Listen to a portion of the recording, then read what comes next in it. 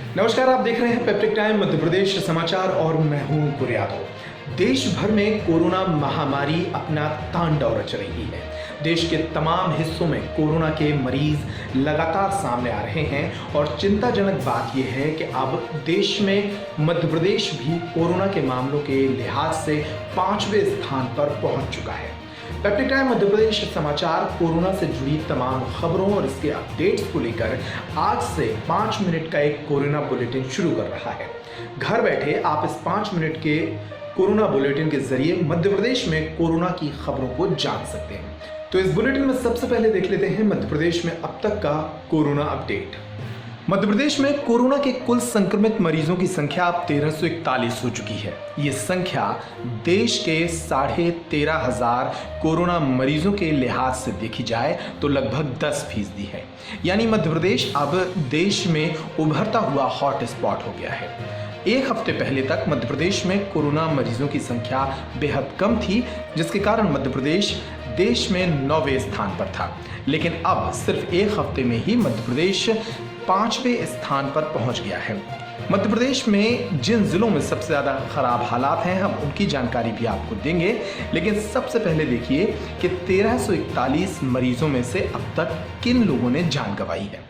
मध्य प्रदेश में अब तक 55 लोगों की मौत कोरोना वायरस के कारण हो चुकी है। इसी तरह मध्य प्रदेश में कुल ठीक होने वाले मरीजों की संख्या 70 है। मध्य प्रदेश में अब भी 6000 लोगों की रिपोर्ट आना बाकी है, जिनमें भी कोरोना की एक बड़ी संख्या सामने आ सकती है। अब नजर डालते हैं मध्य प्रदेश के उन जिलों पर जहां कोरोना के सबसे ज्यादा मामले सामने आ रहे हैं।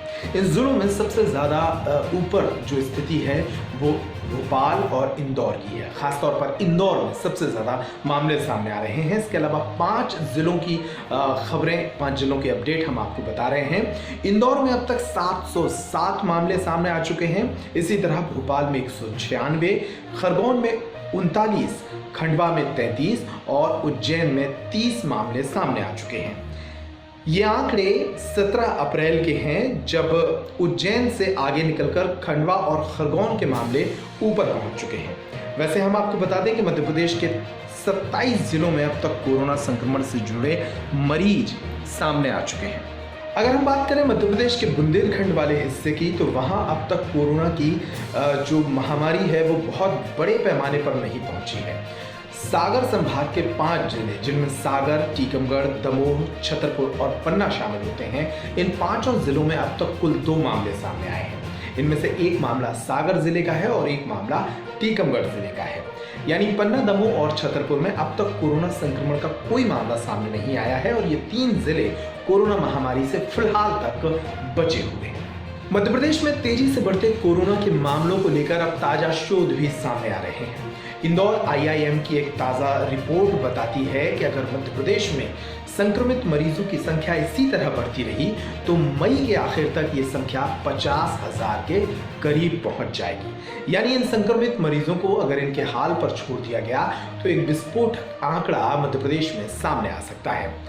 इसके अलावा अगर सरकार ने सख्ती की, लॉकडाउन का गंभीरता से पालन कराया गया और इलाज और टेस्टिंग में ज़्यादा जो है इंतज़ाम किए गए, तो ये संख्या 3000 के आसपास तक पहुंच सकती है। एक तरफ मध्य प्रदेश में कोरोना संक्रमण के मामले तेजी से बढ़ रहे हैं, तो वहीं दूसरी तरफ प्रशासनिक लापरवाहियों के कारण भी कई बातें सामने आ रही हैं। खासतौर पर इंदौर और भोपाल जैसे शहरों में लापरवाहियों के चलते तेजी से कोरोना संक्रमित मरीजों की संख्या बढ़ी है। इसमें कुछ लापरवाहियां प्रशासनिक स्तर पर हुई तो कुछ आम लोगों के स्तर पर भी हुई।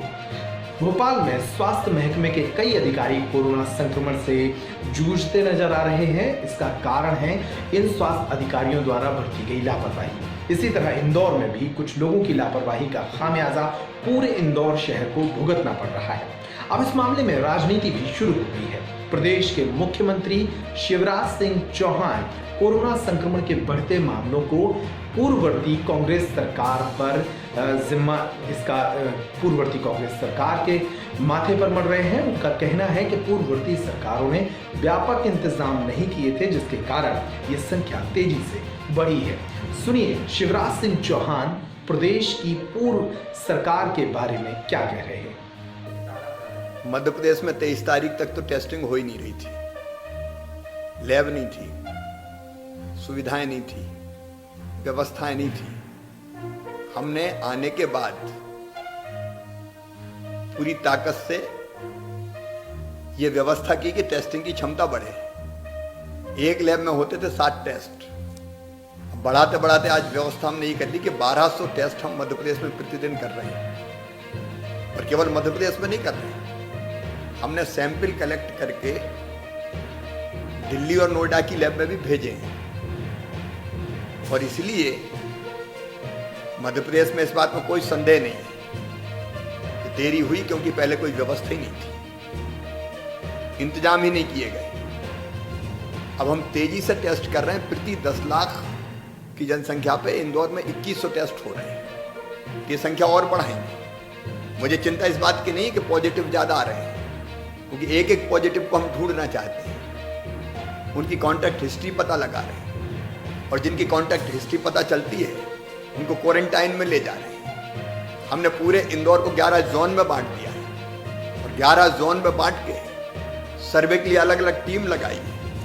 और कोरोना संक्रमण के बीच मध्य प्रदेश की एक बड़ी खबर भी सामने आ रही है, जिस पर भी नजर रखना जरूरी है।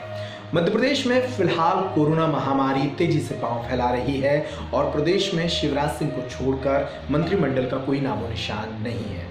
ऐसे में अब कयास लगाए जा रहे हैं। कुछ पुख्ता सूत्रों के हवाले से खबरें आ रही हैं कि 2 से 3 दिन के भीतर मध्य प्रदेश का मंत्रिमंडल गठित हो सकता है। इसके लिए ज्योतिरादित्य सिंधिया भी अपने लोगों को मंत्री बनाने की जद्दोजहद में जुट गए हैं। मध्य प्रदेश के भोपाल में जहां भाजपा के संगठन मंत्री सुहास भगत और प्रदेश अध्यक्ष वी.डी. शर्मा के बीच बैठक हुई, तो वहीं दिल्ली में ज्योतिरादित्य सिंधिया ने अमित शाह के साथ बैठक की है।